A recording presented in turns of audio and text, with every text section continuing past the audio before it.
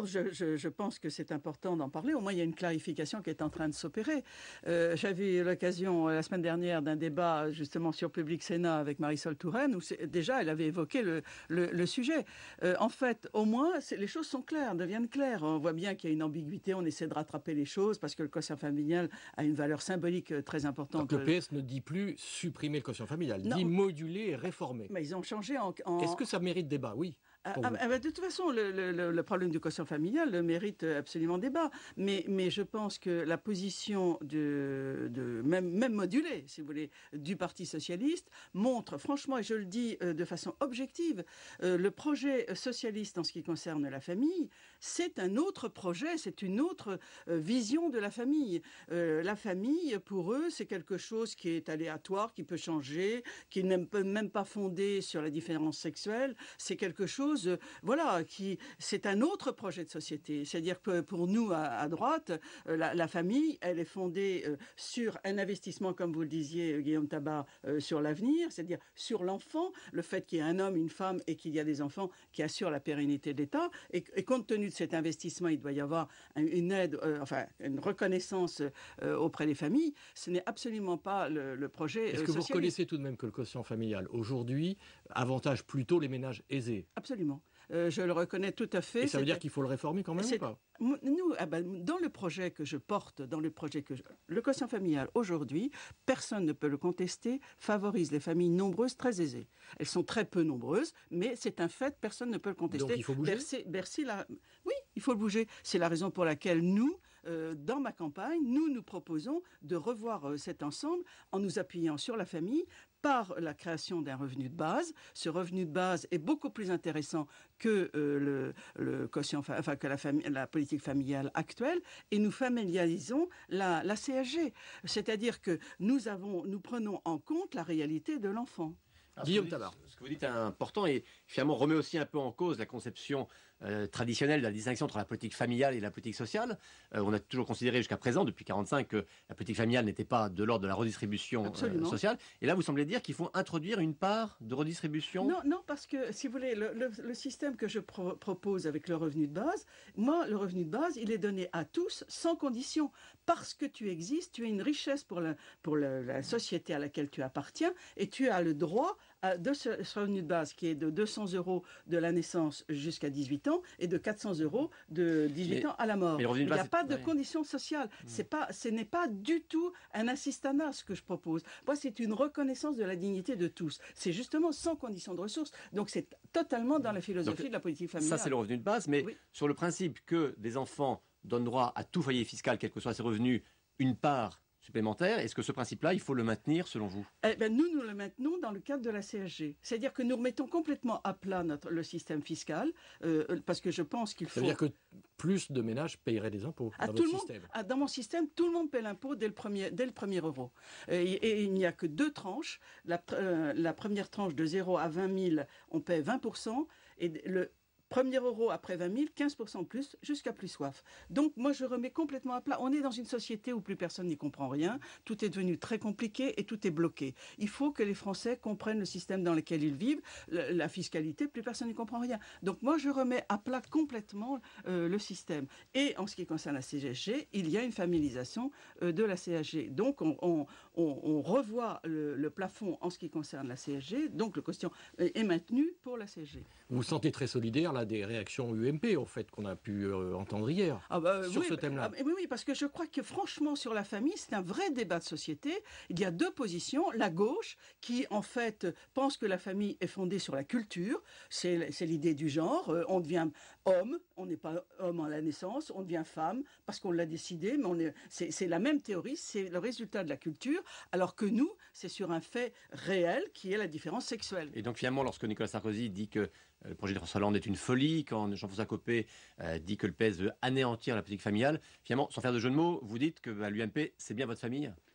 Je dis que la droite républicaine est bien ma famille, oui absolument. Et quand M. Copé dit cela, ou M. Sarkozy, je suis d'accord. Mais ça fait 30 ans que je le dis. Ça fait 30 ans. Aujourd'hui, au moins, le mérite de cette discussion, c'est qu'elle clarifie les choses. Il faut bien que les Français sachent que si le PS gagne, eh bien, c'est un autre projet de société. Du reste, Marisol Touraine nous a dit que la première loi qui serait voté par le PS si M. Hollande était élu, c'est le mariage et l'adoption homosexuelle. Et il nous l'a dit sur Public Sénat la semaine dernière. Donc ce sont des fondements totalement différents. Donc c'est très très important, parce que dans une société qui est en crise comme celle que nous connaissons aujourd'hui, eh bien il faut redéfinir nos fondamentaux. Est-ce que véritablement nous considérons que la famille est un pilier fondamental, essentiel pour la construction de la société? Est-ce que vous reconnaissez tout de même que la famille a évolué au cours de ces dernières années? Bien sûr qu'elle a évolué. Et que le modèle familial n'est peut-être plus tout à fait celui qui existait il y a quelque temps. Ça, c'est de la technique juridique. Que l'on regarde l'évolution des mœurs, très bien. Mais la réalité, c'est que la société ne peut perdurer que dans la relation d'un homme et d'une femme pour donner un enfant. Après, on peut faire toutes les combinaisons que l'on veut. La réalité, c'est qu'il faut un homme et une femme pour avoir un enfant. Est-ce que nous croyons toujours que c'est notre fondamental? Et donc, si l'on vous comprend bien, et là on arrive à votre campagne, finalement, au moment du match final entre François Hollande et Nicolas Sarkozy, mieux vaut quand même pour vous une victoire de Nicolas Sarkozy, et donc peut-être tout faire pour éviter que Nicolas Sarkozy soit absent de cette compétition. J'ai été très claire, j'ai toujours été très claire, j'ai dit que j'étais une candidate de premier tour. Et j'ai j'ai un projet global qui est financé et qui est autour de la dignité de la personne. Et je veux porter ce projet. Mais bien sûr que je suis dans la droite républicaine. Parce que ces derniers temps, vous avez senti quand même très en colère contre Nicolas Sarkozy et l'UMP. Mais je le suis toujours. Christine Boutin, vous aviez même parlé de bombe atomique si vous n'arriviez pas à réunir vos signatures. Vous en êtes où aujourd'hui? Écoutez, je ferai un bilan toutes les semaines, donc tous les vendredis ou samedi matin. Samedi, j'en étais à 163 signatures. Donc il y en a quelques-unes qui sont tombées. Donc je suis en difficulté. Je le reconnais très clairement, je suis tout à fait lucide. Et si vous voulez, ce qui m'ennuie dans cette affaire, c'est qu'en réalité, il y a un climat général qui font qu'il y a un repli sur soi, le risque d'un 2002 à l'envers dont on parle beaucoup, etc. Mais il y a surtout un fait, c'est que les gros partis que j'appelle les sumos, c'est-à-dire le PS et l'UMP, a donné des ordres à ses adhérents de ne pas parrainer un autre candidat que il n'y a pas que les maires UMP en France. Sur 36 000 maires, il y en a peut-être 2000 qui sont encartés à l'UMP. Donc ça en laisse toute la France est maintenant en intercommunalité. C'est qui est la grande différence avec 2002. En 2002, j'ai eu 700 signatures. Pas facilement, mais je les ai eues facilement. J'avais à peu près 400 à la même période.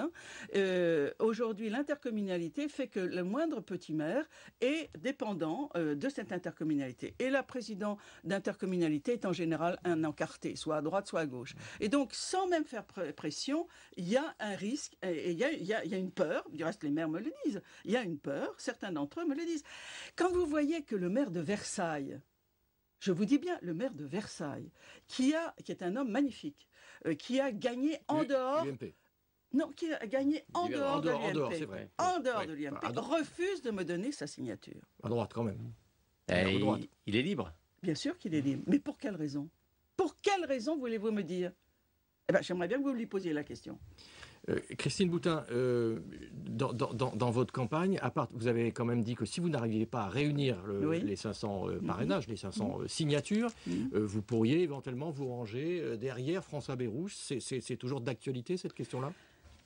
Si véritablement je n'arrive pas comme d'autres à avoir mes signatures, il y a manifestement un affaiblissement de la démocratie dans notre pays. La démocratie, ça fait partie des gènes de la France. La France, elle est la mère de la démocratie. Nous donnons des leçons au monde entier de démocratie. Si nous n'arrivons pas à avoir ces signatures, moi je dis, moi je suis une femme de droite, de la droite républicaine, je dis au président de la République, Monsieur le Président, vous pouvez lever cela en autorisant l'anonymat. Parce que ça, tous les maires me le disent. Mais ça, François Fillon a déjà répondu, il n'y aura pas de levée de l'anonymat. Oui, donc ça veut dire qu'ils veulent absolument l'affaiblissement de la démocratie. La question de Gilles, c'était Sarkozy ou Bayrou, si jamais vous ne pouvez pas être candidat. La gravité de... François Bayrou a fait exploser l'UDF. François Bayrou a la responsabilité d'avoir fait exploser la sensibilité politique que j'essaie de ranimer, qui sont les démocrates chrétiens. Et il a une responsabilité majeure. Mais cette responsabilité majeure, dans la gravité, me semble moins grave que celui qui assume l'affaiblissement de la démocratie dans notre pays. Et la démocratie, moi je me battrais, mais jusqu'au bout des ongles, parce que ça fait partie... Donc vous préféreriez plutôt François Bayrou, mais j'espère avoir mes 500 signatures. J'espère les avoir. Sinon, le choix, c'est Bayrou.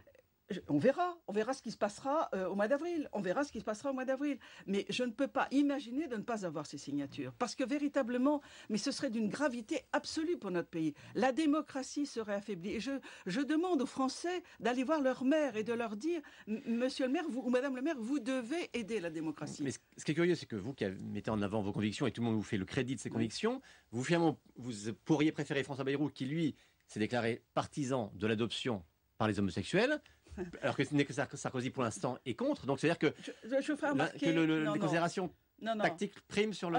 Non, pas du tout. Jamais sur mes convictions. Mon paquet, vous avez parfaitement raison. De toute façon, mon paquet de négociations pour le deuxième tour, il est fondé sur 2 choses. Pas de mariage homosexuel ni d'adoption. Et étude du revenu de base de l'instauration d'une nouvelle répartition de la richesse. Mais pour l'instant, Bayrou, Sarkozy, c'est non aux 2. François Bayrou, c'est oui à l'adoption. Quels que soient les candidats, ça sera... Alors, de toute façon, si on est dans votre hypothèse, il faudra que j'ai une réponse claire de M. Bayrou, si c'était le cas, et de M. Sarkozy, ou d'un autre, si c'est un autre qui est là au second tour. Parce que pour moi, c'est fondamental. Pour le premier tour. La question, pour le second tour, on voit bien le choix, mais... Non, mais au moment du basculement, moi je pense être une candidate de premier tour. Oui. Donc, mais si d'aventure vous n'aviez pas vos signatures, et vous auriez un choix à faire, ça sera la même chose. Il y aura une négociation, de toute façon. Et ce que je peux vous dire, c'est que je sois candidate à la présidentielle ou pas, c'est-à-dire que je sois bloquée ou pas, j'aurai des candidats aux législatives. Il y aura plus de 100 candidats aux législatives en France portant les couleurs du Parti chrétien-démocrate. Christine Boutin, ce soir, Nicolas Sarkozy reçoit l'ensemble des parlementaires qui sont invités pour les vœux de la nouvelle année. Jean-Marie Le Pen, en tant que député européen, a dit qu'il se rendrait à l'Élysée, avec d'ailleurs Bruno Gollnisch.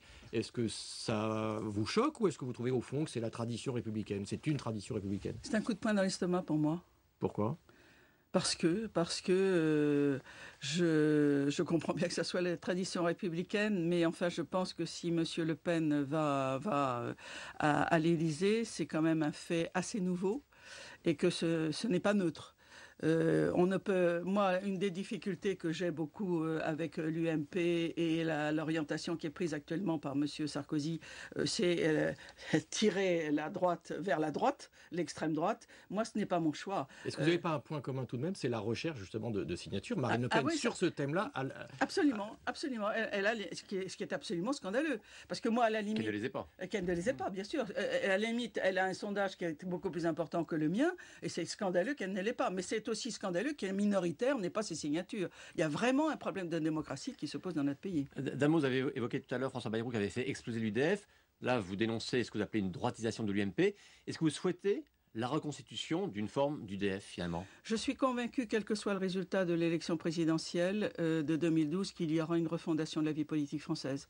J'en suis absolument convaincu. Que M. Sarkozy soit réélu ou pas, ça ne changera rien. La droite ne pourra pas continuer comme ça. Et du reste, la gauche aussi. Je pense qu'il y aura une refondation complète de la vie politique française. Et dans ce cas, il faudra refaire une formation centriste, européenne. On verra. Peut-être que nous serons amenés à...